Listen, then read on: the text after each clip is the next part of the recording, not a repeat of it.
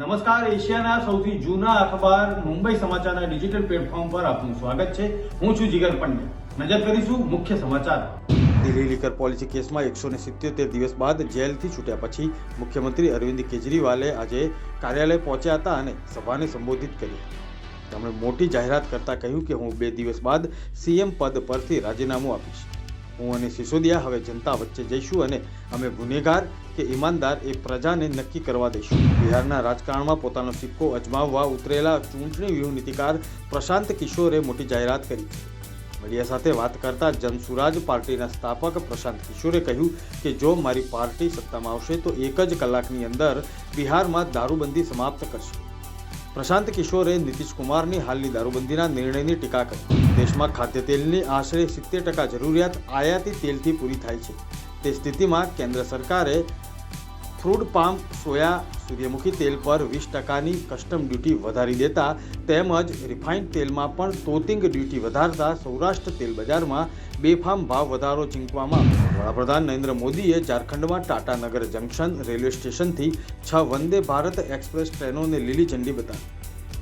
646 કરોડ રૂપિયાથી વધુના ખર્ચની અનેક રેલવે પ્રોજેક્ટનો શિલાન્યાસ અને ઉદ્ઘાટન કર્યું। સંઘના ખાસ ગણાતા નીતિન ગડકરીએ કહ્યું કે આ લોકસભાની ચૂંટણી પહેલા વિપક્ષના એક વરિષ્ઠ નેતાએ મારો સંપર્ક કર્યો હતો અને મને વડાપ્રધાન પદનો પ્રસ્તાવ આપ્યો હતો। ગડકરીએ આ નિવેદન આપીને આડકતરી રીતે મોદી પછી ચર્ચાતા નામોમાં પોતાની દાવેદારી મજબૂત કરી હોવાની અટકળો ચાલી રહી છે।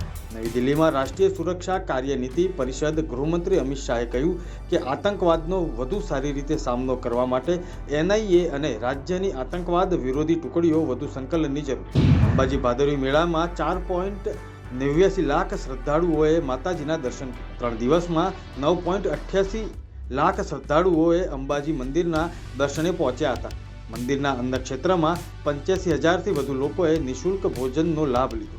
મોહનથાળ પ્રસાદના 350 લાખ પેકેટનું વેચાણ થયું। 16 સપ્ટેમ્બરને સોમવારે વડાપ્રધાન નરેન્દ્ર મોદી દ્વારા અમદાવાદમાં 7 આઇકોનિક રોડ બનાવવાના ખાતમુહૂર્ત કરાશે।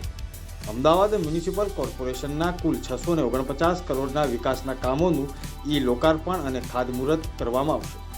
રેનબસેરા વોટર ડિસ્ટ્રીબ્યુશન સ્ટેશન સહિતના અન્ય પ્રોજેક્ટનો સમાવેશ કરવામાં આવ્યો છે। સુરતના ભાજપના ધારાસભ્યએ જ મ્યુનિસિપલ કમિશનરને પત્ર લખીને પાલિકાની કામગીરીની પોલ ખોલી દીધી છે। વરાછા રોડના ધારાસભ્યએ પત્ર લખીને કહ્યું કે સુરતમાં ભયંકર રોગચાળો છે। દવાખાના, હોસ્પિટલમાં જગ્યા નથી પણ પાલિકા તંત્ર નિંદ્રાધીન છે। ભયંકર રોગચાળો છે તેમ છતાં પણ વિભાગ કામે લાગ્યું નથી એટલે તંત્રને જગાડવા પત્ર લખ્યો છે। ભારતનો સ્ટાર જ્વેલિન થ્રોઅર નીરજ ચોપડા ડાયમંડ લીગની ફાઇનલમાં બીજા ક્રમે રહ્યો। ડાયમંડ ટ્રોફી જીતવાથી તે ચૂકી ગયો। ફાઇનલ મેચમાં નીરજે તેના ત્રીજા પ્રયાસમાં 87.86ના અંતરે જ્વેલિન થ્રો કર્યા હતા, જે આ મેચમાં તેનું સર્વશ્રેષ્ઠ પ્રદર્શન રહ્યું। આ હતા અત્યાર સુધીના મુખ્ય સમાચાર। જોતા રહો મુંબઈ સમાચારનું ડિજિટલ પ્લેટફોર્મ। નમસ્કાર।